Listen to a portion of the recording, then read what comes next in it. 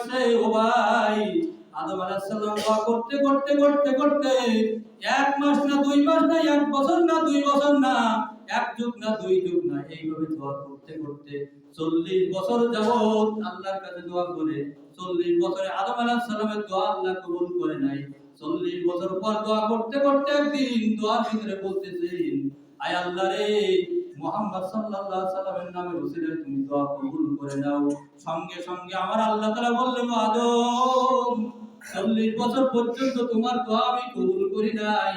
40 বছর পর কেমন তোমার মুখ থেকে ওই মুহাম্মাদের নামটা বের হলো বুঝলাম না। ও আদম, তোমাকে বলতে হবে 40 বছর পর ওই মুহাম্মাদের নাম কিভাবে তুমি উচ্চারণ করলে, কিভাবে তুমি বললে? আদম আলাইহিস সালাম বললেন, ও আল্লাহ, আমাকে তৈরি করে যখন তুমি জান্নাতের ভিতরে রেখেছিলে, জান্নাতের ভিতরে যখন প্রবেশ করতেছিলাম, ওই দরজার উপরে তোমার নামের সাথে ওই নামটা লেখা ছিল।